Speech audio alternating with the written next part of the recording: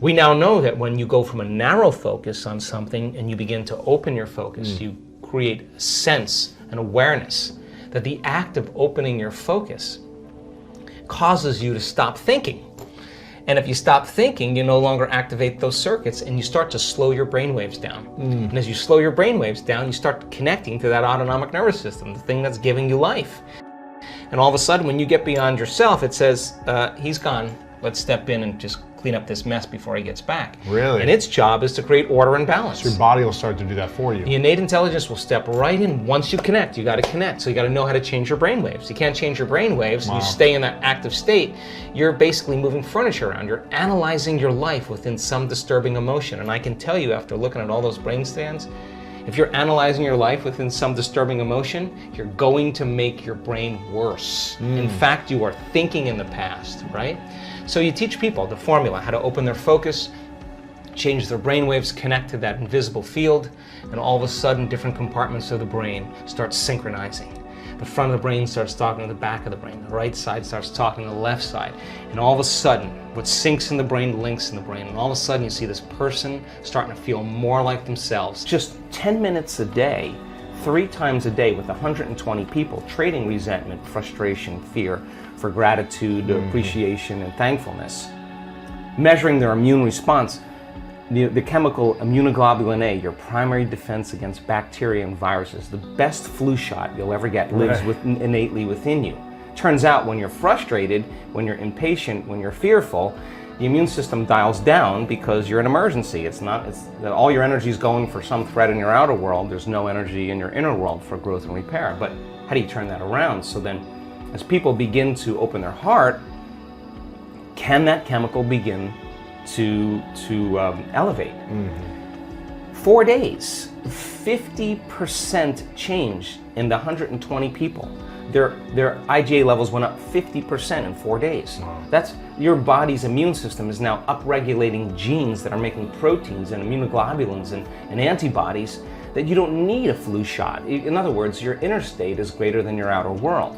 So then, just by doing that, we now know that your immune system is going to get stronger. By the same means, take 120 people or 50 people and measure 7,500 gene regulations. Okay? In 4 days, 2 genes that suppress cancer growth and tumors are activated and upregulated. The genes that stimulate stem cells to go to damaged tissues and repair them, upregulated. The gene for oxidative balance is upregulated. Anti-cancer, anti-aging, anti-heart disease, anti-stroke, anti-neurodegenerative, anti-inflammatory, antimicrobial. Just your body's naturally doing this. The gene for neurogenesis, the growth of new neurons in response to novel experiences and learning. This is 4 days. The gene switches on. The gene for more balance in the pituitary and the pancreas. The gene for the microtubules of the cells, the little fibers that respond to energy and frequency. So in 4 days, we now know that you can change your genetic destiny if you just practice the inner work. We have research to show that 60 days of meditation, 5 days a week, will lengthen your life. The telomeres, the little shoestrings on the end of your DNA, get longer. That means your biological age is changing. So we have the evidence now to show people what's possible. We have brain scans that are so outside of normal that when neuroscientists see them, they're blown away, because the amount of energy that's in the brain during this transcendental moment is hundreds of times outside of normal. Wow. I mean, you can't make your brain do that. Something is happening to you, and that person's having a transcendental moment. And we now know that we can predict it, and we now know that we can induce it. So then there's the evidence there. Then you take our community and you see people with stage 4 cancer, with Parkinson's disease, with myasthenia gravis, with lupus, with MS, with brain injuries, with rare genetic disorders, with vertigo, tinnitus, kidney failure, all kinds of health conditions, come to a week-long event, and then at the end of that event, they make significant strides in getting beyond the emotions of the past. Now think about this. The science says that the environment signals the gene. That's epigenetics. The end product of an experience in the environment is an emotion. So as long as you're living by the same emotion every single day, you're signaling the same gene in the same way. And if that gene is related to a survival emotion, a stress hormone, then you're down-regulating the gene and you're creating disease. So when the person trades that emotion and really breaks free from the chains of their past, and now they're feeling an elevated emotion, well, now they're dialing down the gene for MS, and they're up-regulating the gene for health and balance. And so the person, you'll say to them, where's the disease? Well, I'm not the same person. I'm not this. And the side effect of that is a transformation and healing. So the funny thing about it is the person who has the healing is not talking about the healing. Whether it's blind people seeing, deaf people hearing, we have crazy evidence now. What they're talking about is how amazing they feel because they're refreshed. They got a new lease on life. Yeah. And so now we have evidence in our research, and that silences the critic to show that what's possible for people. And now we have evidence in testimony, that we have evidence where people will stand on the stage and say, hey, I broke my back in 3 places.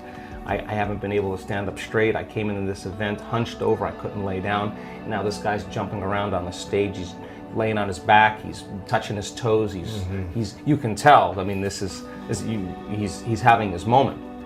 We changed somebody. Yeah. Someone with Parkinson's disease can't swallow, can't chew, can't blow her nose, can't stand up. One moment, the next thing you know, she's blowing her nose, chewing, swallowing. We changed her body, we changed her life, and we changed her future. And she doesn't look like a movie star, and she doesn't look like she's a vegetarian, and she doesn't look like she's buffed. She just looks like a normal person. Now the person in the audience who's watching that and looking at this person and seeing that they're no different than them, it just starts to cause them to think, if someone else can do it, I can do it. So you see the person with the stage 4 cancer that got the voodoo curse that they have 3 months to live.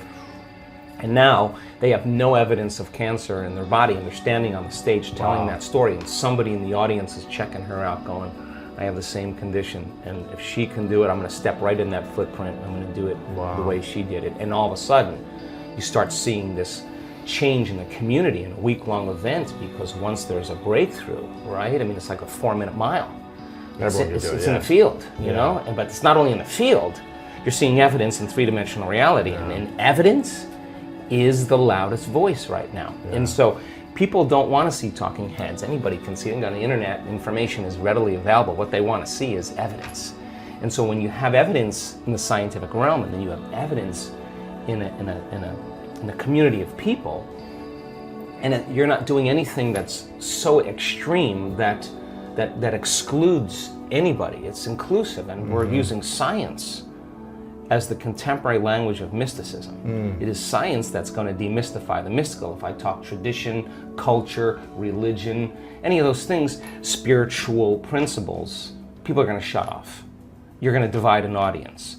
But science creates community. Right. So by building a scientific model, I don't subscribe to any type of meditation, because I look at the evidence of what we've gathered in, let's see, by applying this formula, to what extent can we prove to human beings how powerful they really are? And I think that has become something that has mystified me, because when I see blind people seeing in our workshops, I have to tell you that I'm more surprised than anybody. I'm standing up there shaking my head, and we have great evidence. This, one woman was, she's a nurse, and one day she just wakes up and she's got a blind spot in her eye. She can't see in the lower left-hand quadrant of both eyes, 6 o'clock to 9 o'clock. Wow.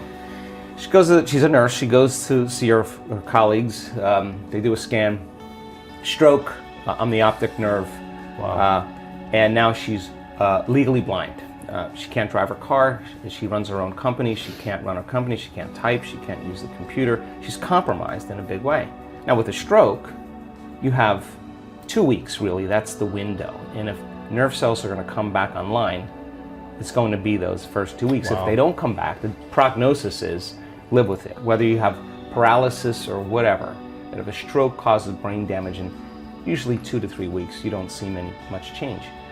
So they gave her the prognosis. You have to learn to accommodate and live with it. And so she wasn't satisfied with that answer, and she goes to one of her dear friends who's a physician, and the physician says, go check out the Dispenza guy. And she says, why don't you come with me? So they come to our event in Brighton in the UK was together. this within the 2 weeks, or was this later, do you know? Oh no, this is a year later. Wow. This is a year later. And so it's supposed to be irreversible at that point. And so she comes to the event, and she comes to the event for two reasons. Listen to this, to learn how to live with her handicap. That's the extent of what's possible And have in her more mind. peace. And, And then create a nonprofit to help people. Those were her two things. So somewhere in the middle of the event, it occurs to her that she could actually possibly heal her eyes. So she goes for it. She lays down after one of the meditations we lay down at the end, and all of a sudden, like in her head, she starts feeling this heat and this crackling sensation. Now, you have one of two options when something like this happens. You get scared. You get scared. It's the unknown. You contract, and your brain goes into high beta, and you disconnect. Something's wrong. I'm hurting something. Yeah, I'm having another stroke, whatever. Or you surrender and relax into it. Yeah, you go in. Yeah. And she let go, and she had the most incredible experience. She laid there for the longest time, opened her eyes, and she said it was like the lights came back on. She said, I could see completely. We sent her for a scan. The Monday morning after that week-long event, the scan that had the left lower quadrant on both eyes from 6 o'clock to 9 o'clock was black. The post-scan, there isn't one black spot anywhere on her eyes. Now, she'd already done a scan a year prior. Yeah. She had the scan. So we'll give you the evidence, but that is not natural. Wow. That's not normal. But how do you explain that in conventional science? I mean, the truth is that we have incredibly powerful innate qualities for regeneration and healing once you hit that button.